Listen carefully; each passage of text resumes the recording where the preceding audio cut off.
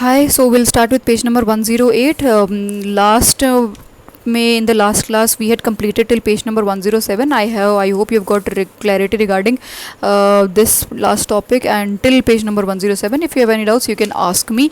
So we'll quickly just move ahead without wasting time. अब council of ministers इस particular topic की बात करें तो इस टॉपिक में सिर्फ और सिर्फ एक ही चीज़ के बारे में एक्सप्लेन किया गया विच इज़ कौटिल्यज व सप्तांग थियरी। तो यहाँ पे you can mark this particular line as an MCQ कि यहाँ पे आपको ये पता होना चाहिए कि सप्तांग थियरी की जब हम बात करते हैं तो Saptang theory is given by which person. So Saptang theory is given by Kautilya. अब यहाँ पे क्योंकि कौटिल्य मेंशनड है तो एक और चीज़ जो आपको पता होनी चाहिए that Kautilya we has other two names which is Vishnugupta and he is also known as Chanakya. तो ये दोनों नाम भी अगर आपको याद रहे तो ठीक रहेगा। You can utilize this information in any of the road maps और एनी ऑफ द आंसर्स। ठीक है, तो अब Kautilya also known as Vishnugupta also known as Chanakya, these three people they are one and the same person. अब हम सप्तांग theory की जब हम बात करते हैं so this theory is given by who, it was given by Kautilya. तो ये हमें याद रखना पड़ेगा। अब इसके अंदर सप्तांग थियरी का कॉन्टेक्स्ट ये था कि सप्तांग थियरी में Kautilya has compared the 7 important aspects of a territory of an empire with that of the 7 limbs. तभी इसका नाम सप्तांग है, अंग अंग 7 अंग। So he has compared the 7 important aspects of an administration with the 7 limbs of a human body. ठीक है, तो you can mark this as an MCQ. The king, the ministers, the territory, the force, treasury, armed and allies. तो ये particular चीज़ आपको याद होनी चाहिए। अब on the other page the Kautilya Saptang theory is explained in detail कि उन्होंने किस चीज़ को क्या कहा है। तो I had asked my students to mark this as an MCQ. अगर आपको ठीक लगे तो ठीक है, you never know, your teacher might frame questions from this particular chart, जहाँ पे जैसे ये पूरा बाइफर्केशन समझाया गया है इसमें कि सबसे पहले तो जो किंग है he has been compared with the head. अब आई थिंक ये दिख नहीं रहा होगा, दिख रहा है तो ठीक है, नहीं दिख रहा है तो लेट इट बी, मैं डिक्टेट ही कर दे रही हूँ, आप वैसे ही देख लो।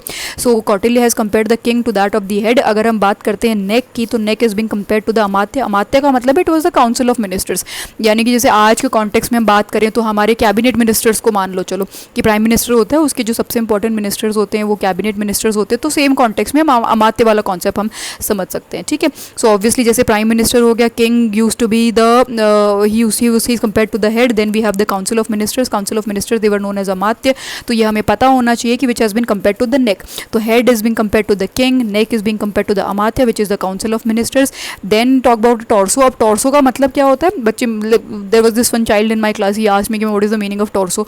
सो टॉर्सो का मतलब होता है ये इंसान का शरीर है, तो ये मतलब धड़ वाला जो एरिया होता है ना, यहाँ पे शोल्डर से लेकर के आप वेस्ट लेवल तक के एरिया को, this is called as a torso.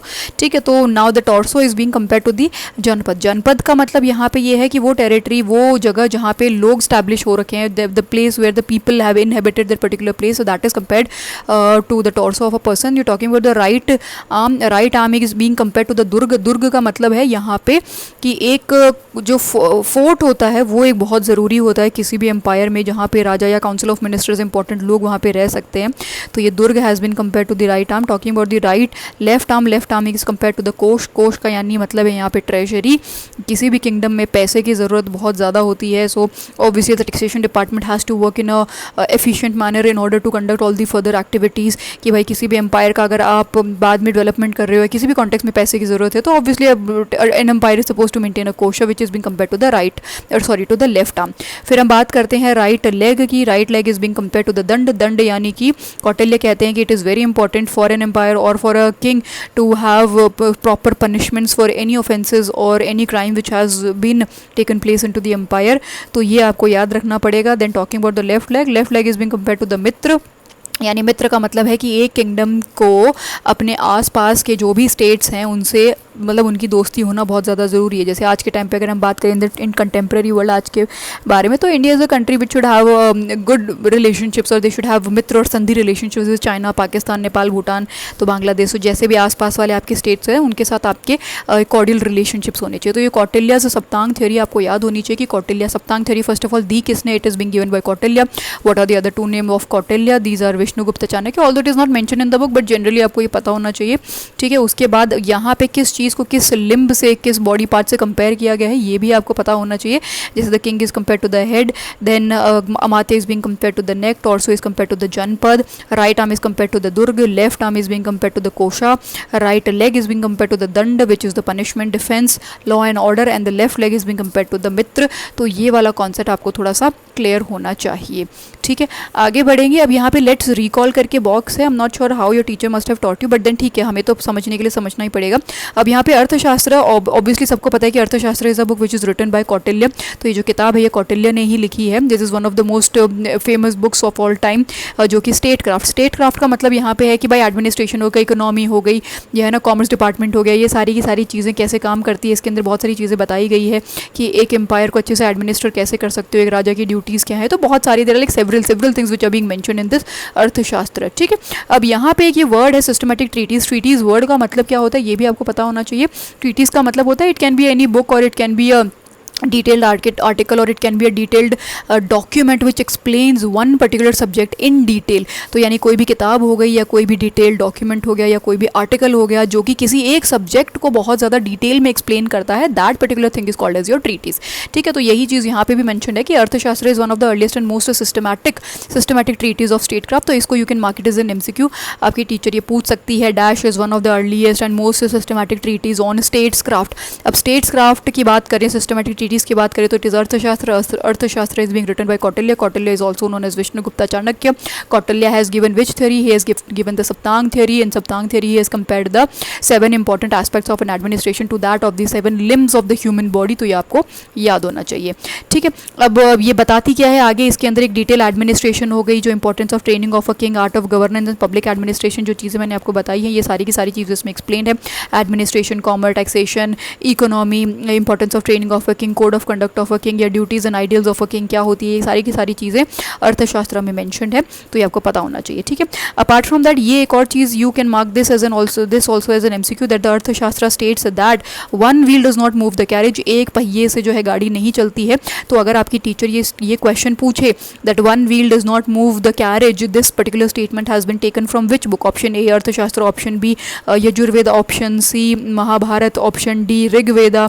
तो ऐसे करके क्योंकि हमने इसमें बहुत सारी किताबें पढ़ी हैं जैसे शांति पर्व, यजुर्वेद, कौटिल्यज अर्थशास्त्र।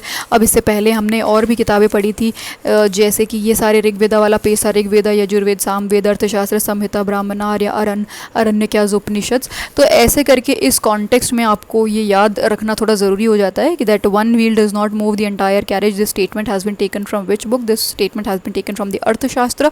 तो you can mark this as an MCQ जो आपको याद होना चाहिए। ठीक है, अब बाकी है कि कोऑपरेशन है, effective administration, well organise administrative machinery, ये सारी की सारी चीज़ें जो है अर्थशास्त्र में एक्सप्लेन है। Administration, importance of training of a king, code of conduct of a king, good governance, effective governance, well organised administrative machinery या rules and laws and orders, और ये सारी की सारी चीज़ें जो है अर्थशास्त्र में एक्सप्लेन है। अब यहाँ पे याद रखने वाली चीज़ ऑफ कोर्स तो यही हो जाती है कि सबसे पहले तो which is the book which is the most systematic treatise on statecraft, that is Arthashastra. One wheel does not move the entire carriage, mark this as an MCQ। आप इसको MCQ में मार्क कर लो that this entire sentence has been taken from which book? It has been taken from the Arthashastra. Arthashastra written by Kautilya, Kautilya is also known as Vishnugupta Chanakya. He has given the Saptang theory.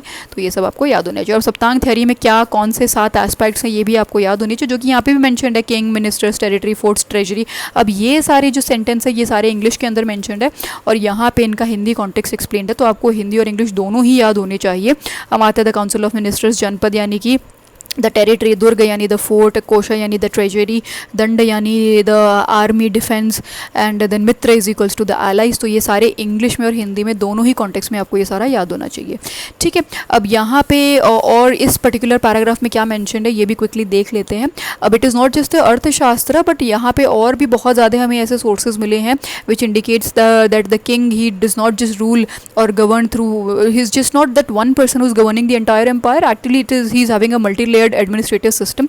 तो ये भी हमें थोड़ा याद रखना पड़ेगा कि अर्थशास्त्र में भी ये चीज़ मेंशन्ड है। Apart from that there have been different epigraphic sources which have also been found from the same time period in which it is mentioned that king is not the one person who is taking care of the entire territory, he is not the only person who is taking all the decisions and making the laws, rather there is a multi-layered administrative system। तो ये हो सके ये question आ सकता है, जैसे it can be framed in statement based question that for example question ऐसे आ सकता है that their statement various literary and epigraphic sources from the period of the अर्थशास्त्र the contemporary of the Arthashastra have also been found, which indicate that the king did not rule alone but was governed by a multi-layer administrative system. This is statement number 1. Statement number 2, central to this system was the council of ministers, a small body of elder statesmen whose primary role was to advise वगैरह वगैरह. तो ये वाली statement number 2 आ सकती है. Now the answer is, sorry, the options would be only statement 1 is true, only statement 2 is true, both the statements are true, both the statements are false. तो आपको इस context में ये सारा ही याद रखना पड़ेगा that इस time पे it was not just the king, it was a multi-layered administrative system. और काउंसिल ऑफ मिनिस्टर्स हुआ करते थे, जिसे मंत्री परिषद कहा करते थे, स्टेट्स ऑल्डरमैन हुआ करते थे, नॉमिनेट, जैसे आज के कॉन्टेक्स्ट में नॉमिनेटेड लोग बोल लो, स्कॉलर्स हो गए, है ना, हमारे इंपॉर्टेंट IAS ऑफिसर्स हो गए, ये सारे के सारे लोग हो गए. ठीक है. अब उस टाइम पे भी, जैसे आज के टाइम पे हमारे कैबिनेट मिनिस्टर्स होते हैं, हमारे डिप्यूटी मिनिस्टर्स होते हैं, हमारे MPs होते हैं, जो वेरियस मिनिस्ट्रीज़ को देख रहे होते हैं, तो similarly on those level, on that context, उस टाइम पर भी they use to have chief tax collector, chief legal adviser, commander in chief, यानी हमारा डिफेंस मिनिस्टर हो गया. तो ये सारी की सारी चीज़ें उस टाइम पर भी हुआ करती थी. अब ये पर्टिकुलर चीज़ और ये पर्टिकुलर चीज़ यहाँ पे कंफ्यूज मत हो जाना, क्योंकि यहाँ तक जब हम बात कर रहे हैं, यहाँ पे मशीनरी तक, जब यहाँ तक कि इस पर्टिकुलर लाइन्स तक की जब हम बात करते हैं, तो we are talking about the Arthashastra specifically. ये वाली जो पूरी लाइन है यहाँ से लेकर के यहाँ तक, ये अर्थशास्त्र की बात करती है. और यहाँ से in fact various literary epigraphic source. अब यहाँ से हम जनरल सोर्सेज की बात कर रहे हैं. ठीक है. तो जनरल सोर्सेज में मल्टी लेयर सिस्टम हो गया, मंत्री परिषद, काउंसिल ऑफ मिनिस्टर्स होगा, minister of the taxation, minister of the legal adviser, commander in chief. तो ये सारे के सारे जो भी मिनिस्टर्स हुआ करते थे, तो ये हमें पता होने चाहिए. This can be asked in a statement based question, this can be asked in assertion and reason, this can be asked in basic MCQ format questions. तो ये दोनों ही कॉन्टेक्स्ट में हमें याद होना चाहिए. ठीक है. अब आगे बढ़ेंगे, आगे बढ़ते हैं. आता है आपका जूनागढ़ रॉक इंस्क्रिप्शन. और जूनागढ़ रॉक इंस्क्रिप्शन के ऊपर this is one question which I had made the students of my class right, that right a short note on Junagadh rock inscription and this answer is I have divided into 3 points. आपके टीचर ने question लिखा है, बहुत अच्छी बात है. नहीं लिखाया तो आप खुद से याद कर लो, बिकॉज एनी वेज क्वेश्चन तो can be frame from anywhere right. अब जूनागढ़ रॉक इंस्क्रिप्शन से आपको याद रखने की, इसके बारे में हमें ये इम्पॉर्टेंट क्यों बन जाता है, क्योंकि ये एक ऐसा रॉक मिला है जहाँ पे ऑलमोस्ट 700 साल के पीरियड में, टाइम फ्रेम में, 3 अलग डायनेस्टी और 3 डायनेस्टी के अलग बड़े बड़े जो राजा हुआ करते थे, उन्होंने इसके ऊपर चीज़ें इंस्क्राइब कराई है. तो that is why Junagadh rock inscription becomes very important. So first of all the thing which you have to remember is the Junagadh rock inscription. It has been found in Gujarat. तो ये हमारे लिए थोड़ा सा इंपॉर्टेंट बन जाता है कि फर्स्ट ऑफ ऑल तो where has it been found, it has been found in Gujarat. और दूसरी चीज़ है कि the information over 700 years have been recorded on this, so that is why this again becomes an important valuable source of primary source हमारे लिए बन जाता है पॉलिटिकल, इंडियन पॉलिटिकल हिस्ट्री के बारे में जानने के लिए. अब जूनागढ़ रॉक इंस्क्रिप्शन कहाँ मिला है? गिरनार, गुजरात में मिला है. कितने सालों तक इसके ऊपर वैल्यूएबल इन्फॉर्मेशन पुट फॉरवर्ड की गई थी? 700 साल तक. अलग अलग डायनेस्टीज, कितनी डायनेस्टीज थी? ये 3 डायनेस्टीज हुआ करती थी. ये तीनों भी आपको याद रखनी चाहिए. ठीक है. तो सबसे पहले तो बात करते हैं ऑब्वियसली द मौर्य एम्पायर. तो 3 जो डायनेस्टीज़ हैं वो तीनों डायनेस्टीज़ कौन सी हैं? एक तो है आपकी मौर्य डायनेस्टी, फिर आती है आपकी गुप्ता डायनेस्टी, और फिर आती है आपकी वेस्टर्न सत्रप. तो ये तीनों डायनेस्टीज़ जो हैं, इन तीनों डायनेस्टीज़ के फेमस रूलर्स ने जूनागढ़ रॉक इंस्क्रिप्शन पे अपनी चीज़ें लिखवाई हैं. तो मौर्य से जो थे वो कौन थे? It was the Ashoka from the Maurya empire who had got inscriptions done on it. और उन्होंने किस बारे में इसके ऊपर लिखवाया था, ये भी हमारे लिए याद रखना बहुत ज़रूरी हो जाता है कि उन्होंने धम्मा और मॉरल गवर्नेंस के बारे में लिखा था. धम्मा आई थिंक सबको पता होगा. Dhamma was peaceful and shanti and composure और नॉन वायलेंस और ये सारी चीज़ें जीती थी. वो अशोका ने धम्मा के तहत इसे बहुत प्रोपोगेट किया था. तो 3 जूनागढ़ रॉक इंस्क्रिप्शन लोकेटेड कहाँ है? गिरनार, गुजरात में लोकेटेड है. कौन सी 3 फेमस डायनेस्टीज़ हैं जिनके अलग अलग रूलर्स ने यहाँ पे इंस्क्रिप्शंस करवाए हैं? सबसे पहले तो आपको मौर्य एम्पायर का अशोका याद रखना पड़ेगा. अशोका ने क्या लिखवाया है? उन्होंने मैसेज फॉरवर्ड कराए थे, मैसेज लिखवाए थे धम्मा और मॉरल गुड गवर्नेंस के ऊपर. तो ये आपको एक चीज़ याद होनी चाहिए. दूसरी आती है वेस्टर्न सत्रप की बात करते हैं. वेस्टर्न सत्रप जो डायनेस्टी थी, उनके रुद्र दमन वन जो थे, उन्होंने लिखवाया था. उन्होंने क्या लिखवाया था? उन्होंने सुदर्शन लेक को जब रिपेयर करवाया था, उन सब चीज़ों के बारे में उन्होंने लिखवाई है. अपने मिलिट्री अचीवमेंट्स के बारे में उन्होंने लिखा है. और उन्होंने सुदर्शन लेक जो था उसे जब रिपेयर कराया था. तो ये 2 चीज़ें, रुद्र दमन कौन थे? ये वेस्टर्न सत्रप थे. ठीक है. तो इनके बारे में लिखवाया है. अब जब हम वेस्टर्न सत्रप की बात कर रहे हैं तो थोड़ा सा बैकग्राउंड इन्फॉर्मेशन मैंने अपने बच्चों को क्लास में बताया था, क्योंकि इससे पहले वेस्टर्न सत्रप, अब आई थिंक आपने 7th में कहीं पढ़ा होगा, बच्चों को याद भी नहीं है. तो वेस्टर्न सत्रप जैसे जब हम मौर्य की बात करते हैं तो बच्चों को क्लैरिटी होती है कि मौर्य एम्पायर की जब हम बात कर रहे हैं तो ठीक है, मौर्य एम्पायर से पहले नंदा डायनेस्टी हुआ करती थी. थी। नंदा डायनेस्टी में धनानंद जो थे उन्होंने कौटिल्य की बेइज्जती कर दी। As a part of his revenge उन्होंने चंद्रगुप्त मौर्य को ट्रेन किया। चंद्रगुप्त मौर्य ने नंदा डायनेस्टी को ओवरथ्रो करके मौर्य डायनेस्टी स्टैब्लिश करी। तो चंद्रगुप्त के बाद आए उनके बेटे बिंबिसार, उनके बाद उनके आए बेटे अशोका। तो मतलब the students are aware about the Mauryan empire, ठीक है। लेकिन जब हम वेस्टर्न सत्रप की बात करते हैं तो थोड़ा सा आउट ऑफ कॉन्टेक्स्ट हो गया। तो वेस्टर्न सत्रप कौन थे, कहाँ से आए, क्या थे, थोड़ी बैकग्राउंड इन्फॉर्मेशन आपको पता होनी चाहिए, थोड़ा रिलेट करने के लिए ईजी हो जाएगा, ठीक है। अब हम बात करते हैं तो वेस्टर्न सत्रप जो थे वो इंडो सिंथियंस थे। इंडो सिंथियंस जिनको हम साका रूलर्स भी कहते हैं। इंडो सिंथियंस यानी ये वो लोग जो ये थे फॉरेन इन्वेजन, फॉरेन ओरिजिन वाले लोग थे। मतलब आप जैसे ऊपर साइड नॉर्दर्न पार्ट्स की बात करो तो जैसे हमारे जो सिंथियंस थे, इंडो सिंथियंस या साका रूलर्स जिन्होंने हमें कुशानाज या साकाज, आई थिंक आपको थोड़ा बहुत तो याद होगा कि हमने 7th स्टैंडर्ड में कहीं साकाज और ग्रीक्स जैसे इंडो ग्रीक्स हो गए, इंडो सिंथियंस हो गए, साका कुशानाज इनके बारे में पढ़ा था। तो जो वेस्टर्न सत्रप से ये स्पेशली जो थे ये इंडो सिंथियंस साका रूलर्स हुआ करते थे, जो कि आज के टाइम पे गुजरात, महाराष्ट्र, राजस्थान और मध्य प्रदेश यहाँ पे रूल किया करते थे, ठीक है। तो western satrap was a dynasty which was Indo Scythians. They were the Saka rulers who had govern the modern day और the present day Gujarat, Maharashtra, Rajasthan and MP, ठीक है। अब कॉन्क्यूरेंटली उन्होंने किनके साइमल्टेनियसली किसके, क्योंकि वेस्टर्न सत्रप अभी भी अगर आपको याद नहीं आ रहा है कि भाई कौन थे सिंथियन साका कौन थे, तो कुशानाज तो आई थिंक अब काफ़ी बच्चों को याद होगा। कुशानाज जो थे ये फेमस सिल्क रूट वाले जिनका बहुत ज़्यादा डोमिनेंस रहा था, ये भी इंडो ग्रीक्स से बाहर से आए थे, इंडिया का ओरिजिन नहीं था इनका। और Kushana dynasty these were like the one of the earliest dynasties जिन्होंने गोल्ड कॉइन्स इशू करवाए थे। और चाइना का जो सिल्क रूट था उसके ऊपर मेजर कंट्रोल इनका हुआ करता था, ठीक है। तो इनके कॉन्क्यूरेंटली जो they had rule concurrently with the Kushana empire in the north and Satavahanas in the south. अब सतवाहानाज तो सबको याद होगा, सतवाहानाज जो थे वो गौतमी पुत्र श्री सतकर्णी है ना, जो मौर्य एम्पायर था उसके बाद सतवाहाना ही जो थे उन्होंने ही मौर्य एम्पायर को ओवरथ्रो किया था, ठीक है। तो ये थोड़ा बहुत आपको बैकग्राउंड नॉलेज आई थिंक अगर याद रहे तो बहुत अच्छी बात है, नहीं रहेगी तो कोई बात नहीं। तो वेस्टर्न सत्रप्स वाला कॉन्सेप्ट आई थिंक आपको थोड़ा बहुत क्लियर हो गया होगा कि वेस्टर्न सत्रप्स कौन थे। वो साका रूलर्स थे जो कि प्रेजेंट टाइम गुजरात, महाराष्ट्र, राजस्थान और मध्य प्रदेश वाला जो रीजन है यहाँ पे ये गवर्न किया करते थे। और इनके कंटेम्प्रेरीज से कौन हुआ करते थे, वेस्टर्न सत्रप्स के कंटेम्प्रेरीज जो थे वो कुशानाज इन द नॉर्थ थे और सतवाहानाज इन द साउथ थे। अब रुद्र दमन जो थे उन्होंने सतवाहानाज को डिफीट किया था। और इसीलिए ये जो यहाँ पे लिखा हुआ है ना मिलिट्री अचीवमेंट्स कि रुद्र दमन one had inscribed describing his military achievements. तो मिलिट्री अचीवमेंट्स, इस मिलिट्री अचीवमेंट की बात हो रही है कि रुद्र दमन जो थे ये defeated the Satavahanas and mentioned in the JRI Junagadh rock inscription, ठीक है। तो आई होप ये थोड़ी बहुत आपको क्लैरिटी मिल गई होगी। वेस्टर्न सत्रप की जब बात कर रहे हैं तो हम किसकी बात कर रहे हैं, हम इंडो सिंथियंस, हम साका रूलर्स की बात कर रहे हैं। साका रूलर्स कहाँ पे रूल करते थे, वो आज के टाइम पे गुजरात, महाराष्ट्र, राजस्थान और मध्य प्रदेश में रूल किया करते थे। और उनके कंटेम्प्रेरीज कौन थे, वेस्टर्न सत्रप्स के कंटेम्प्रेरीज जो थे वो Kushanas in the north and Satavahanas in the south थे। और रुद्र दमन वन ने सतवाहाना रूलर्स को हरवाया था।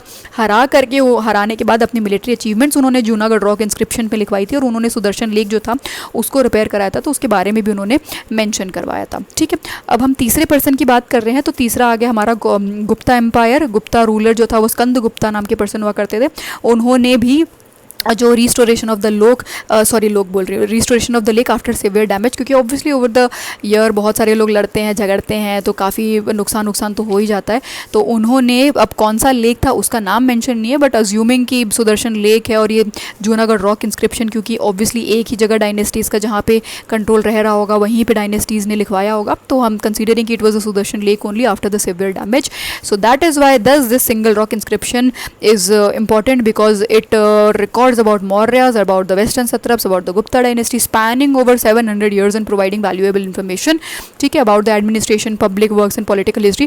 अब जूनागढ़ रॉक इंस्क्रिप्शन में क्योंकि यहाँ पे मेंशन है कि एडमिनिस्ट्रेशन के बारे में भी इन्फॉर्मेशन थी, पब्लिक वर्क्स के बारे में भी थी, पॉलिटिकल हिस्ट्री ऑफ इंडिया के बारे में भी थी, ठीक है। तो ये है जनरल इन्फॉर्मेशन जो आपको जस्ट जनरली पता होनी चाहिए। लेकिन अगर हम डिटेल में टेक्निकल नॉलेज की हम बात कर रहे हैं तो जूनागढ़ रॉक इंस्क्रिप्शन कहाँ पे मिला है, गिरनार गुजरात में मिला है।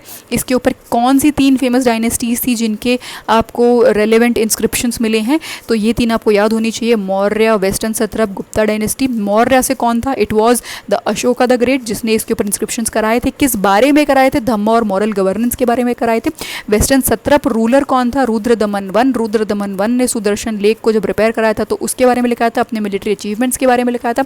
मिलिट्री अचीवमेंट्स की बात करें तो रुद्र दमन ने सतवाहानास को हराया था। सतवाहानास को हराने के बाद उन्होंने मेंशन करवाया था JRI में कौन थे western satrap, they were the Indo Scythians, they had govern the present time Gujarat, Maharashtra, Rajasthan, Madhya Pradesh, they were the contemporary of the Kushanas in the north and Satavahanas in the south.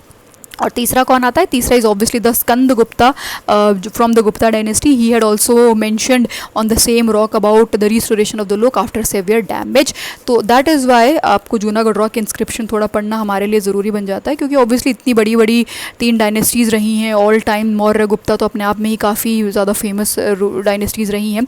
अब जैसे मौर्य एम्पायर की हम बात कर रहे हैं तो मौर्य में चंद्रगुप्ता वन, देन बिम्बिसार, अशोका का बेटा था बृहद्रथा का तो खैर ओवरथ्रो कर दिया था पुष्यमित्र शुंगा ने. तो ये 3 ही ज़्यादा फेमस रहे हैं. लेकिन अगर हम गुप्ताज की बात करें तो ऑफकोर्स गुप्ता तो फिर बहुत फेमस रहे हैं. चंद्रगुप्त वन, फिर चंद्रगुप्त टू भी रहे हैं, स्कंदगुप्त, कुमार गुप्ता, समुद्रगुप्ता, तो बहुत ज़्यादा rulers, famous rulers from the Gupta dynasty रहे हैं. ठीक है, तो आई होप आपको जूनागढ़ रॉक इंस्क्रिप्शन इस पर्टिकुलर पैराग्राफ में क्या क्या रेलिवेंट इन्फॉर्मेशन है along with some background information. अब अगर इस क्वेश्चन से 5 नंबर का क्वेश्चन भी फ्रेम होता है तो आई होप आप क्लियरली ये 5 पॉइंट्स में इसको डिवाइड करके लिख पाएंगे. ठीक है, तो मौर्य, गुप्ता, वेस्टर्न सत्रप्स, आप 3 पॉइंट्स तो ये हो गए. लास्ट में 700 वाला पॉइंट है, ये भी लिख सकते हो कि वैल्यूएबल इन्फॉर्मेशन प्रोवाइड कराता है. उसके बाद आप रोड मैप में चाहें तो वेस्टर्न सत्रप से रिलेवेंट ये सारी की सारी इन्फॉर्मेशन आप रोड मैप में एक्स्ट्रा डाल सकते हैं. ठीक है, तो आई होप आपको इस पेज को लेकर के क्लैरिटी मिल गई होगी. अब आगे बढ़ेंगे, आते हैं पेज नंबर 111. अब ये वाला जो टॉपिक है थोड़ा सा लाइक लिटिल कंफ्यूजिंग हो सकता है, क्योंकि how were the empires administrate की जब बात कर रहे हैं तो इसमें इन्होंने बहुत सारे एम्पायर्स को डाल दिया है और सारे एक ही जगह पे एक्सप्लेन कर दिए. जैसे इससे पहले हम पढ़ रहे थे तो छोटी छोटी इन्फॉर्मेशन थी, मतलब एक एक दो डायनेस्टीज, एक एक दो टॉपिक्स, सब टॉपिक्स ले रखे थे. लेकिन इस टॉपिक में बहुत सारी चीज़ें इन्होंने एक साथ डाल दी है, तो थोड़ा सा इसको समझने में थोड़ा सा डिफिकल्टी होगी. बट मतलब इतनी डिफिकल्टी तो नहीं है, पर थोड़ा ध्यान देना. ठीक है, तो इजी बनाने के लिए how the empires were administered, यानी कि बहुत अलग अलग डायनेस्टीज़ को इन्होंने ले करके उनके एक एक डायनेस्टी में अब स्मॉलेस्ट यूनिट कौन सी थी, उसके ऊपर कौन आता था, उनके नेता कौन से थे, उनके अमात्य कौन थे, उनके अमात्य उनके मिनिस्टर्स को क्या कहा जाता था, ये सारी की सारी चीज़ें मेंशन है. बहुत टेक्निकल है ये पूरा टॉपिक, तो आपको थोड़ा डिटेल में इसको अच्छे से करना ही पड़ेगा 2-3 बार. अब आगे बढ़ने से पहले यहाँ पे एक छोटा सा रोड मैप आपको देखने को मिल रहा होगा. मैं थोड़ा जूम कर देती हूँ ताकि आपको दिख जाए. ठीक है, अब यहाँ पे इस पूरे टॉपिक में हमने सबसे पहले शुरुआत की है सतवाहनास की. सतवाहनास में एम्पायर कैसा था, फिर हमने एक कंपैरिजन यहाँ पे देखा है नॉर्थ और साउथ में, जनरल कंपैरिजन. फिर देखा है कि अर्थशास्त्र में एम्पायर्स को कैसे गवर्न किया जा रहा था. फिर हम पल्लवास के बारे में देखेंगे कि पल्लवास के टाइम पर के एडमिनिस्ट्रेशन जो है पूरा एम्पायर कैसे डिवाइडेड था, कैसे बाइफर्केशन थी. फिर हम चालुक्य बादामी के बारे में पढ़ेंगे और उसके बाद फाइनली हम पढ़ेंगे चोलास के बारे में. ठीक है, तो ये आप चाहें तो you can make this road map for your understanding. मैंने अपने क्लास के बच्चों से ये लिखवाया था सो दैट मतलब बाद में जब इस टॉपिक को पढ़ो, क्योंकि बच्चे उस टाइम तो समझने के लिए तो फील है कि हाँ हाँ we have understood, okay ma'am, but then eventually when they go back and they turn the pages and they try to revise, फिर वो सब पूरा का पूरा आउट ऑफ कॉन्टेक्स्ट हो जाता है कि क्या था. तो हम इस पूरे टॉपिक में सबसे पहले सतवाहनास की एडमिनिस्ट्रेशन देखेंगे, नॉर्थ एंड साउथ की एक जनरल कंपैरिजन देखेंगे, अर्थशास्त्र में क्या एम्पायर था, कैसे यूनिट्स में उसे डिवाइड किया था वो देखेंगे, पल्लवास के टाइम पे एक छोटी सी इन्फॉर्मेशन दी हुई है, चालुक्य बादामीज के बारे में देखेंगे और फिर फाइनली हम चोलास के बारे में देखेंगे. ठीक है, अब यहाँ पे मैंने एक क्वेश्चन फ्रेम करवा दिया है. जैसे जैसे ऑब्वियसली आपने देखा ही है कि whenever we are moving ahead, whatever relevant information I find, either I am putting them in some और the other form of question और I put that information in MCQ, ताकि अभी से बच्चों को ये आदत पड़ जाए कि बोर्ड्स में कोई भी पैराग्राफ कहीं से भी कैसे भी घुमा फिरा करके आ सकता है. तो that is why I am putting the children of my class into the habit कि whatever information, whatever relevant information you getting, आप सबको मार्क करके चलो, सब पढ़ना पड़ेगा. Everything is important, each and everything is important. ठीक है, अब ये क्वेश्चन आपकी सहूलियत के लिए है कि भाई ठीक है, क्वेश्चन फॉर्मेट में बच्चों को याद करना भी थोड़ा इजी हो जाता है. That comment on the administrative system of the Satavahanas and then I have divided this answer into 5 points. अब सबसे पहले समझ लेते हैं कि भाई क्या है सिस्टम. ठीक है, अब जैसे पहले जो किंगडम्स थे, अब क्योंकि अब हम जब कुला से शुरू किया, जनपद से महाजनपद, महाजनपद से एम्पायर में आए हैं हम, तो चीज़ें बहुत ज़्यादा आराम से सिंप्लीफाई होती गई हैं. तो अब सतवाहनास के अंदर कैसे एडमिनिस्ट्रेशन हुआ करती थी, पूरा जो एम्पायर था उसका जो हेड हुआ करता था, he used to be a king. उसके बाद उन्होंने क्या कर रखा था कि एम्पायर को छोटी छोटी सब डिविजन्स जो थे उनमें डिवाइड कर रखा था और उन एडमिनिस्ट्रेटिव डिविजन्स को वो आहार्स बोलते थे, आहारास बोलते थे. और हर एक आहारा को कौन एडमिनिस्टर करता था, उनके ऊपर हुआ करते थे अमात्य. जैसे कि हम आज के कॉन्टेक्स्ट में बात करें तो ये पूरा एम्पायर यानी इंडिया हो गया. उसके बाद हमने स्टेट्स में डिवाइड कर रखा है, तो स्टेट्स मतलब as equals to the aharas which were govern by the chief minister which is your amatyas. अब आहाराज जो थे वो और उनसे नीचे जो छोटे छोटे डिवाइड करके आज के टाइम पे हम जैसे डिस्ट्रिक्ट बोल देते हैं, ऑब्वियसली आज के टाइम पे थोड़ा it is a little different. उस टाइम पे आहाराज के बाद आता था ग्राम्स. अब ग्राम्स को एडमिनिस्टर कौन करता था, ग्रामिका. जिस पर्सन की टाइटल मतलब the title of that person who used to look after the entire gram was called as gramika. ठीक है, अब इसके बीच में ये इन्फॉर्मेशन बिल्कुल नीचे दी गई है, हालांकि थोड़ी सी ऊपर आनी चाहिए थी। अब डिस्ट्रिक्ट गवर्नर्स जो थे, district governors they were taken care by the pradeshikas. तो ये एक छोटा सा रोड मैप सतवाहानास के लिए पूरा इस पूरे पैराग्राफ में this is the information which is provided, इसी को एक्सप्लेन किया गया है, which I have just mentioned it in the form of road map, ताकि आपको समझने के लिए थोड़ा सा ईजी हो जाएगा कि सतवाहानास में the entire empire was divided into administrative divisions. These administrative divisions they were called as aharas, they were taken care by the ministers which were the amatyas. फिर आते हैं below the aharas used to be the villages which were led by a headman, he was known as gramika, while obviously the supreme authority rested with the king, कि मतलब इन सब के ऊपर सारी power जो थी obviously it was with the king only, but then for the general administration in order to ease the administrative system obviously we they had officers operating at all the local levels, at the provincial levels and all, ठीक है। अब उसी के बीच में they also use to have the district governors, और district governors जो थे, अब आज तो हम डिस्ट्रिक्ट गवर्नर्स बोल रहे हैं बट उस टाइम पे थोड़े ना वो district governors they use to call them. So then it used to be the pradeshikas who were responsible for all the judicial and the administrative function. ठीक है, तो ये पूरा एक क्विकली एक रोड मैप में मैंने इसको पूरा एक्सप्लेन कर दिया है, ठीक है। तो अगर आप if you want you can also make it just next to this particular paragraph, because this entire paragraph is talking about the Satavahanas only. तो जैसे जैसे कोई भी टॉपिक है उसके साइड में अगर आप रेलेवेंट रोड मैप बना लेते हो तो it becomes a little easy for you to understand, ठीक है।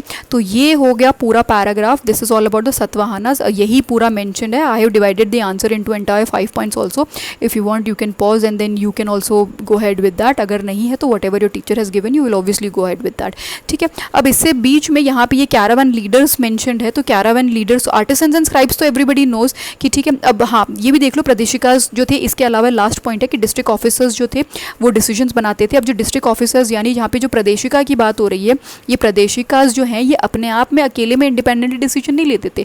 जो डिस्ट्रिक्ट गवर्नर्स से जो तो प्रदेशिकाज हुआ करते थे, usually they use to take decisions after consulting all the important people, the important residents. For example जैसे बैंकर्स हो गए या आर्टिसंस हो गए या स्क्राइब्स, स्क्राइब्स का मतलब यहाँ पे है जो लिखते हैं, मतलब the people who are involve in writing the books and the poetries and the novels. So मतलब ऑब्वियसली नॉवल और पोएट्री नहीं, बट द कोर्ट पोएट वगैरह जो हुआ करते थे ना, जैसे सतवाहानाज एंड जैसे पल्लवाज है, जितने भी बड़े बड़े डायनेस्टीज़ रही हैं सबके कोर्ट पोएट्स रहे हैं। जैसे अकबर के कोर्ट पोएट कौन थे, रहीम खाने खाना हुआ करते थे, राइट। अब हर्षवर्धन नाम के जो फेमस रूलर हुआ करते थे उनके कौन थे कोर्ट पोएट, उनके कोर्ट पोएट बाण भट्टा हुआ करते थे। एंड राइटर जैसे Kautilya, Chanakya, Vishnugupta, this one and the same person, he was the court historian और द पोएट और whatever the writer of Maurya empire, ठीक है। तो ये स्क्राइब्स का मतलब है जो the people who are involve in writing literary works, literary works जो लिखते थे, दोज वर द पीपल, ठीक है। अब हम बात करते हैं कैरावन लीडर्स। कैरावन लीडर्स का यहाँ पे मतलब है मर्चेंट्स, यानी कि the people who are involve in trading and commerce. तो वो इंपॉर्टेंट बिजनेसमैन या इंडस्ट्रियल लिस्ट बोल लो आज के टाइम से अगर मैं कोई वर्ड यूज़ करूँ। So caravan leaders use to be the merchants, the famous merchants और द इंडस्ट्रियलिस्ट और the business people, the economy people, economics, है ना। तो ये सारे के सारे जो लोग थे, banker, caravan leaders, artisan, scribes, इन सब से डिस्कशन के बाद जो प्रदेशिकाज हुआ करते थे, who was responsible for the district, that decision was taken after the consultation of all these people. So this particular paragraph is dedicated to the empire administration of the Satavahanas, whose supporting roadmap I have given just next to it. So if you want you can go ahead and have a look at it, ठीक है। अब आते हैं next part में। Next part में जो है it is just a general bifurcation of north and south, ठीक है, कि नॉर्थ में क्या था और साउथ में क्या था, ठीक है। तो अब मैंने यहाँ पे भी इसका भी एक रेलेवेंट रोड मैप साइड में बना रखा है, पहले इसी को देख लेते हैं क्विकली कि सबसे पहले नॉर्थ और साउथ में सबसे बड़ा राज्य होता था, obviously the rajya was taken care by the king. अब नॉर्थ में भी वही राजा ही देखता था और जो साउथ में था again it was the Raja only, again it was the king only, ठीक है। अब नॉर्थ की बाइफर्केशन कैसी थी कि जो राज्य था उसको छोटे छोटे डिविजन्स में डिवाइड कर रखा था, विच वर कॉल्ड एज भुक्तीज। भुक्तीज के नीचे आता था smaller division which was called as vishayas. Vishayas were taken care by vishayapati. I think ये मैंने आपको पहले भी कहीं तो लिखवाया था, I think on the very first page of the chapter, again I had explain this. एक बार क्विकली देख लेते हैं, हाँ ये रहा, ठीक है। जैसे ये कुला था, माइक्रो यूनिट फैमिली, फिर ग्राम विलेज, विस्पति, डिस्ट्रिक्ट कलेक्टर, फिर जन लार्ज प्राइम महाजनपद। खैर ये वाला टॉप कॉन्सेप्ट थोड़ा सा अलग हो गया, लेकिन ये विस वाला जो कॉन्सेप्ट आई थिंक मैंने आपको पहले भी एक्सप्लेन किया हुआ है, जो पहले this was the first page of the chapter जहाँ से हमने शुरुआत की थी, ठीक है। अब आते हैं वापस। उसके बाद विशेष के बाद आता था अधिष्ठाना, ये स्मॉलर यूनिट हुआ करती थी। अब इसको आप शॉर्ट में BVA करके लिख लो ताकि आपको याद रहे। नॉर्थ साउथ, राज्य बीच में लिखोगे, राज्य taken care by the king. BVA bhuktis vishyas adhisthana, vishyas taken care by vishyapatis. North south राज्य taken care by the king. BVA bhuktis vishyas taken care by the vishyapatis adhisthana. फिर आते हैं south में MVN mandals विलंदु and Nadu. अब इसके नीचे आप और नीचे जाओगे तो और एक और स्मॉलर डिवीजन हुआ करती थी जो कि अभी फिलहाल इस पर्टिकुलर पैराग्राफ में नहीं मेंशन है. आगे जब आगे बढ़ेंगे ना तो then obviously it is there, but फिलहाल के लिए तो आप बस MVN याद कर लो, इतना बहुत ज़्यादा हो जाएगा. ठीक है. So in south the entire rajya was divided into smaller sub divisions which were called as mandals were further divided into valanadu and valanadus were further divided into smaller units nadu यानी कि छोटा सा गाँव के ऊपर, मतलब गाँव हो गया वो और हो गया गाँव के ऊपर, जैसे डिस्ट्रिक्ट मान लो तो नाडू. सो MVN BVA MVN. तो ये हो गया नॉर्थ और साउथ का एक जनरल बाइफर्केशन जहाँ पे एम्पायर्स को इन स्मॉलर यूनिट्स में डिवाइड कर रखा था. मतलब डिवीजन तो सेम ही चल रहा है, ये भी सेम है, ये सेम लेवल है, ये सेम लेवल है, बट नाम नॉर्थ में अलग थे, साउथ में नाम अलग थे. तो आज भी अगर देखोगे तो जैसे तमिलनाडु या बहुत सारे नाडु वेलंदू मंडल्स, ये नाडू करके आपको काफ़ी साउथ में देखने को मिल जाएंगे. साउथ में तो खैर बहुत ही जनरल बोल दिया मैंने, तमिलनाडु ये क्लासिक एग्जाम्पल है उसका. ठीक है. तो ये है जनरली नॉर्थ में this is the term which was used for the further sub divisions and in the southern side this was the division which was usually used for the sub divisions. ठीक है. अब यही चीज़ मैंने यहाँ पे लिखाई है, तो अगर आपको मतलब this is what it is explained here. I have framed a question on this. The period between inverted commas, this is question number 13 having 3 points. The period between approximately 300 CE and 800 CE was characterised by the decentralisation. शब्द का मतलब होता है कि जो power है वो smaller parts में डिवाइडेड है. एक है सेंटर पे, वो होती है सेंट्रलाइजेशन की, जो सेंटर पे पर्सन बैठा है पूरी पावर उसी के पास है. He is only responsible for making all the important decisions and about making the laws और ऑर्डर मेंटेनिंग वॉट. तो जितनी भी पावर होती है वो एक ही पर्सन के पास होती है, उसे हम कहते हैं सेंट्रलाइजेशन. लेकिन जब उसी पावर को हम छोटे छोटे यूनिट्स पे डिवाइड कर दे, छोटे छोटे स्टेजेस में जब हम उन्हें डिवाइड कर देते हैं और हर स्टेज में जो पर्सन रिस्पॉन्सिबल उस पर्टिकुलर डिपार्टमेंट के लिए, उन सबके पास इक्वल पावर आ जाती है, so that decision making can be done easily. So then that thing is called as decentralization. यानी कि जब हम पावर को छोटी छोटी यूनिट्स में ऊपर से नीचे छोटी छोटी यूनिट्स में जब डिवाइड कर देंगे, so that is called as decentralization of power. ठीक है. So the period between approximately 300 CE and 800 CE was characterized by decentralization. और decentralization इसीलिए मैंने आपको ये, आप समझ रहे हो ना, डिसेंट्रलाइजेशन की राजा है, फिर बहुत सारे छोटे छोटे यूनिट्स में डिवाइड कर दिया और हर यूनिट एक कोई तो एक मिनिस्टर देखा कर रहा था, उन सबके पास अपने आप में पावर हुआ करती थी. Right. So decentralisation of power as for effective convenience, effective administrative convenience analyse. सो ये मैंने क्वेश्चन मेरी क्लास में लिखाया था एंड देन उसके आंसर में बच्चों को ये पूरा जो रोड मैप मैंने अभी आपको एक्सप्लेन किया, that the child has to explain that the kingdom, the rajya was divided into several provinces known as bhuktis in the north and mandalams और the mandalams in the south. Second point, the provinces were further sub divided into divisions vishayas और भोगा इन the north. अब ये वाले words मैंने बच्चों को कटवा दिए हैं क्योंकि फिर बहुत ज़्यादा टेक्निकल हो जाता. मुझे लग रहा है बच्चे याद क्या पता नहीं करेंगे ना करेंगे, तो इसलिए ठीक है, द और word whichever you find you can remove. But अगर आपके टीचर ने ये नहीं करवाया तो please do not remove it, you have to go ahead with that. आपको ये लर्न करना ही पड़ेगा. ठीक है. Vishayas in the north and the valanadu in the south. तो कोटम्स मैंने बच्चों को कटवा दिया. Then the finally the lower sub divisions were units were administered for the administrations were the district which is the Adhisthana और the Pattana in the north and Nadu in the south. ठीक है. तो यही चीज़ जो है मैंने अपने बच्चों को लिखवाई है. Groups of the villages that is the modern tehsil were called as the vithis in the north and pattala and kurram in the south. Indian records, ये वाली लाइन मैंने बच्चों से हटवा दी है. बहुत ज़्यादा लंबा आंसर हो रहा था, टेक्निकल भी हो जा रहा था. But however obviously I have asked my children to use this information in the road map. उनको तो खैर पता ही है कि whatever extra information is there just next to the topic you have to utilise in that road map. तो बहुत अच्छी बात है ये, तो अगर आप भी सीख जाएँ तो ठीक है. तो ये है टॉपिक.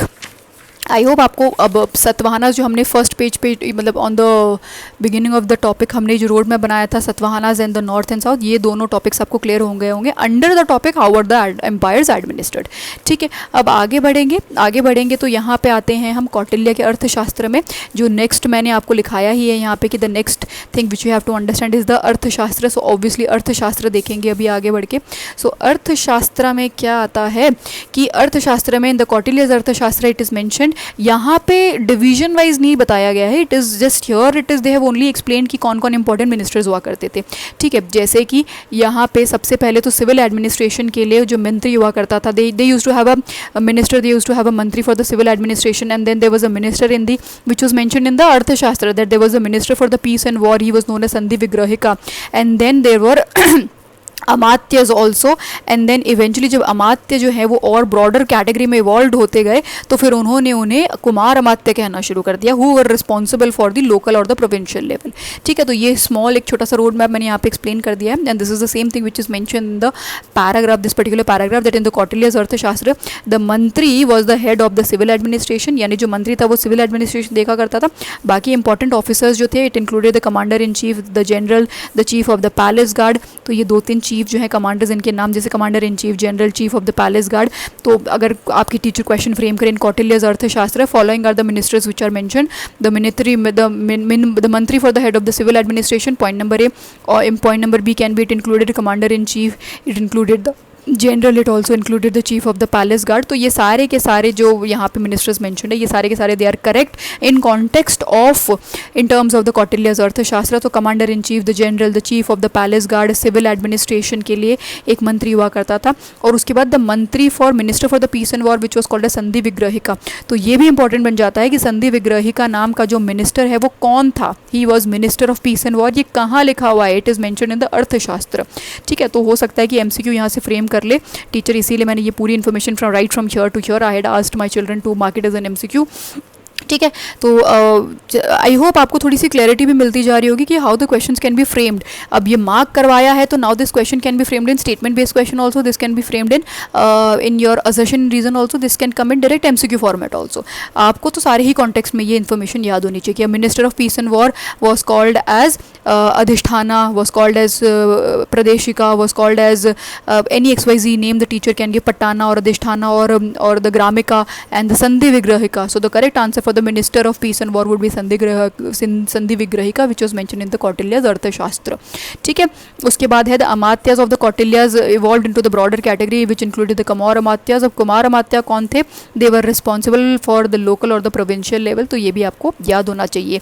ये क्वेश्चन फ्रेम हो सकता है that the amatyas of the Kautilya's time also evolved into a broader category that included kumar amatyas who were dash. So dash में आएगा they were the administrators at the local or the provincial level. Kumar अमात्याज वाला concept, संधि विग्रहिका वाला concept, ये कहाँ mentioned है? ये दोनों के दोनों मेंशनड है इन द कौटिल्यज अर्थशास्त्र.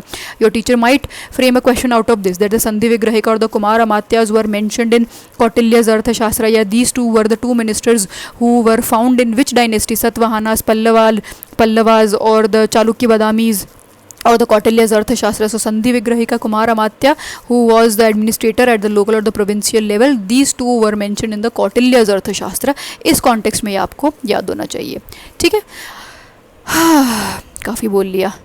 37 मिनट्स कितना करें आज, कितना कर लिया पहले देख तो लें.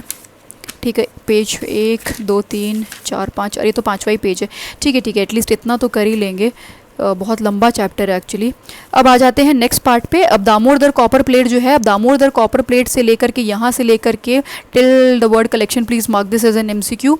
दामोदर कॉपर प्लेट क्यों रेलेवेंट है, किसने लिखवाई थी? It was written in the time period of Kumar Gupta 1. तो ये हमें याद होना चाहिए. क्या लिखवाया था कुमार गुप्ता 1 ने? दामोदरपुर कॉपर प्लेट के अंदर 5 इंपॉर्टेंट मिनिस्टर्स के नाम मैंशनड है, जो कि दिखाता है कि कुमार गुप्ता के टाइम पे 5 इंपॉर्टेंट मिनिस्टर्स हुआ करते थे. जैसे हमारे इंपॉर्टेंट मिनिस्टर, सबसे इंपॉर्टेंट एलीट जो होंगे वो कैबिनेट मिनिस्टर्स हो गए. तो similarly Kumar Gupta also had 5 important ministers which were the head district officer, the chief banker, the caravan trader. Caravan का मतलब मैंने आपको बता ही रखा है, the artisan and the chief revenue collector.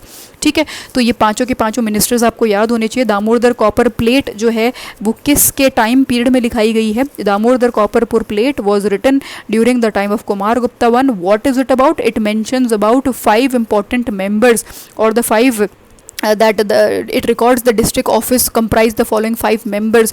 तो कौन 5 members थे? the head district officer, the chief banker, the caravan, the artisan and the chief revenue collection. अब इसको याद कैसे करोगे यार?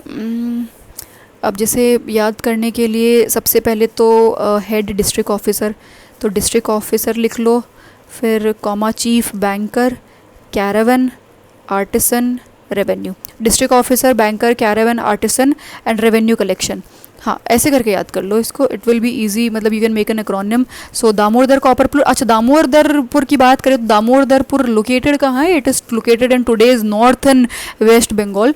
तो थोड़ा कॉन्टेक्स्ट पीछे का याद रहेगा तो आपको इजीली थोड़ा समझ में आ जाएगा कि where is this Damodarpur place located. This Damodarpur place is located in today's northern West Bengal. ठीक है. Damodar copper plate is related to which ruler? It is related to the Kumar Gupta one.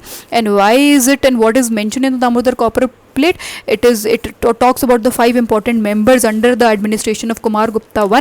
Who were the 5 important members? Obviously it is DOBCAR, DOBCAR, DOBCAR, district officer, banker, caravan, artisan and the revenue collector. ठीक है. तो chief word तो obviously आप common sense से लगा ही लोगे. DOBCAR, DOBCAR, district officer, banker, and then the chief caravan trader, the chief artisan and the chief revenue collection. ठीक है. तो दामोदरपुर कॉपर प्लेट, इसको आप एमसीक्यू मार्क कर लो. Kautilya Arthashastra Sandhi Vigrahika, important commander in chief general palace guards. Amatya का एक फर्दर ब्रॉडर डिवीजन जो था वो that was Kumar Amatya responsible for the administration of local and the provincial level. ठीक है. दामोदरपुर कॉपर प्लेट किसके बारे में लिखी है? कुमार गुप्ता वन के बारे में लिखी है. क्या लिखा है इसके अंदर? इसके अंदर 5 मेंबर्स के बारे में लिखा है, DOBCAR. तो ये आपको याद होना चाहिए. दामोदर प्लेस कहाँ पे लोकेटेड है? It is located in present day in northern West Bengal. ठीक है. आई होप आपको क्लैरिटी मिल गई होगी. इसको एमसीक्यू मार्क कर लो, इसको एमसीक्यू मार्क कर लो, और ये एक्स्ट्रा इन्फॉर्मेशन आप रोड मैप में यूटिलाइज कर सकते हो. मैंने आंसर यहीं तक लिखाया है, आपकी टीचर ने आगे लिखवाया है. Obviously go ahead with that. ठीक है. Now moving on to the next page. हाँ, अब ये मैप अपनी please ask, go head and ask your teacher that the kingdoms and the empire which were flourish between the 3rd and the 10th century. तो इसमें से which were all the places जो कि आपकी टीचर ने mark करवाया है. I had asked my children to mark Gurjara Pratiharas, the Badami Chalukya, the Chola Chera Pandya and the Pallavas. ठीक है. बाकी पाशुभूति, शशि एंड द पाला सेना, ये मेरे स्टूडेंट्स को आई थिंक गुप्ता एंड ये काफ़ी फेमस है, बच्चों को आते ही है. ऑब्वियसली पूरा मैप तो मार्क कराना ही बहुत मुश्किल हो जाएगा, बच्चों को लर्न करना मुश्किल है. But these are the 4 few points which I had asked my children to mark. आपकी टीचर ने जो भी मार्क कराया होगा गो हेड विद दैट. ठीक है. ऑब्वियसली ये इंपॉर्टेंट गुर्जरा प्रतिहारा त्रिपाठिक स्ट्रगल के लिए रिलेवेंट है. बादामी चालुक्यास के बारे में तो ऑब्वियसली हम पढ़ने ही वाले हैं, क्योंकि यहाँ पे मैंने बताया कि बादामी चालुक्यास जो हैं उनके बारे में, उनकी एडमिनिस्ट्रेशन कैसी थी, we will have to learn about. Then Pallavas, again we have to understand about the administration of the Pallavas and the Cheras Cholas Pandyas. So have been relevant right since grade 7 और 9th के context में भी चोलास चेरास पांड्यास जो है इनके बारे में हम पहले भी पढ़ चुके हैं. इनके एम्बलम्स क्या थे? अच्छा, क्या एम्बलम्स थे इनके? The emblem for the Chola, the emblem for the cholas used to be tiger, for the cheras it used to be the bow, for the pandyas it used to be the fish. उल्टा तो नहीं बोल दिया? cholas used to be the tiger, cholas, हाँ, tiger for the cholas, then bow for the cheras and the fish for the pandyas, and combination they all together were called as the bendor or the tamilakam. ठीक है right. ठीक है. तो obviously फिर ये थोड़े relevant बन जाते हैं, इसके बारे में जानना थोड़ा ज़रूरी है. तो इनकी लोकेशन भी आपको याद रहेगी तो इट वुड बी गुड. ठीक है. आगे बढ़ेंगे. ओके, अब आते हैं पल्लवास पे. पल्लवास में भी right from the word the most striking feature, यहाँ से लेकर के यहाँ तक please mark this as an MCQ. अब पल्लवास के बारे में कुछ खास नहीं मेंशन है. It is just that they are having a monarchy form of government. Monarchy तो सबके पास ही मोनार्की थी यार वैसे तो मोस्टली, बट स्टिल क्योंकि मेंशन है तो I explain you. Monarchy is a form of government in which the king और द क्वीन ही और she takes the entire decision. And तो ये है monarchy form of government. They had a decentralise local governance. Decentralise local governance का मतलब है कि गाँव पे लेवल पे जो भी छोटे छोटे यूनिट्स जो थे वहाँ पे उनके पास अपनी पूरी इंपॉर्टेंस आज़ादी हुआ करती थी. These were they had the small committees. Pallavas के टाइम पे they used to have small committees. These small committees was called as Variyams. अब these Variyams they were responsible for, they had the entire autonomy to take the decisions about the irrigation, about the gardens and the temple management. So that is why ये यहाँ पे जो decentralise local governance लिखा है during the time of Pallavas, तो आपको पता होना चाहिए that they used to have small committees. They were known as variums and they were responsible and they had the entire authority to take specific decisions about the irrigation, the gardens and the temple management. So varium किस dynasty के under आपने पढ़ा है? पल्लवास के time पे पढ़ा है. और ये क्या हुआ करती थी variums? These were the small committees. क्या करती थी? They used to manage the specific tasks such as the irrigation or the agriculture or the maintenance of the gardens or the temple management or the royal administration. ये सब छोटे, sorry not the royal administration, villages, ये temple management. ठीक है. Apart from that एक और concept जो आपको यहाँ पे याद करना पड़ेगा, that is the most striking feature of the Pallavas was a tax free land grant villages. Now this tax free land grants to the villages का मतलब ये था कि क्योंकि obviously the taxation was being collected from so many different villages, तभी तो that is how the money was generated. But then under the Pallavas there were certain villages they were tax free, मतलब कि वहाँ से जो टैक्सेशन वाला system था, they were not collecting the taxes from those specific villages. So ये हमें याद रखना पड़ेगा. The tax free land grants were to the villages were given under which dynasty? They were given under the dynasty of the Pallavas. And what were these villages called as? These villages were called as Brahmadeya villages. तो ये वाला paragraph थोड़ा technical है, important है, याद होना चाहिए. पल्लवास के टाइम पे क्या चीज़ें हैं? दे had a monarchial form of governance. Then what else? They had they had a decentralized local governance. Decentralized local governance का मतलब है they used to have small committees. These small committees were known as varyams, and these varyams were responsible for managing irrigation, garden and temple management at the local level. Apart from that, they also had the system of tax free land grants to the villages, यानी वहाँ से tax collect नहीं होता था. And these tax free land grants villages, they were known as the Brahmadeya villages. So Brahmadeya villages, varyams, decentralized local governance, ठीक है. तो ये है, ये जो तो टेक्निकल 2-3 चीज़ें हैं, ये सारी की सारी जो हैं आपको ब्रह्मदेय या वरियम्स जो हैं पल्लवास के कॉन्टेक्स्ट में याद होना चाहिए. ठीक है. The kingdom was divided into provinces, district, talukas, villages. तो ये तो जनरल सी चीज़ हो गई है, not that like I don't think you will have face any difficulty in learning this. But Pallavas से relevant monarchy, decentralise local governance. Decentralise local governance में small committees known as Variyams. Then tax free land grants to the villages, these villages were called as Brahmadeya. तो अगर ये question आ जाए कि भाई the Variyams, the tax free land grants to the villages, these villages were called as dash, they were called as Brahmadeya. And then another question, the villages assemblies had small committees, they were known as dash, which were responsible for managing specific tasks like irrigation, garden और temple management. So ये क्या था, कौन सी small committees थी? ये वरियम थी. किस dynasty में थी? पल्लवास में थी. ब्रह्मदेय किस डायनेस्टी में थे? पल्लवास में थे. क्या थे Brahmadeya villages? These were the tax free land grants to the villages. ठीक है. आई होप आपको इसके रिगार्डिंग क्लैरिटी मिल गई होगी. वीडियो काफ़ी लंबा हो गया. It has bin 45 minutes. Upload करने में बहुत प्रॉब्लम होती है, मैं इतनी टेक सेवी हूँ भी नहीं, मुझे आता भी नहीं है अपलोड करना. ठीक है. तो आई थिंक वैसे तो काफ़ी कर ही लिया है हमने ये पेज. अब चालुक्य बादामी वाला कॉन्सेप्ट थोड़ा सा और डिटेल हो जाएगा, इसमें तो 5-6 चीज़ें आपको एक्सप्लेन करनी पड़ेगी. ये वाला टॉपिक फिर एक ही साथ लेना चाह रही थी मैं. So tomorrow will finish the remaining pages. ठीक है. देखेंगे. अभी तो मेरी क्लास में तो हम यहाँ तक पहुँच पाए हैं. चल ही रहा है यार, काफ़ी लंबा चैप्टर है ये. आई होप आपको. So we have completed till page number 113. If you have any confusion, any doubts regarding any of the topics which we have discussed today, you can ask me in the comment box. I will be very glad to explain you. And there is this child specifically, there is this one child, I don't remember better what, you have not mentioned your name, so I don't know what is your name. But thank you so much for watching my video. You are the only motivation as of now for me to make such videos. Because you comment and you say that I explained well, so it feels good obviously. ठीक है. Anyway, so thank you. Good night. Okay, bye.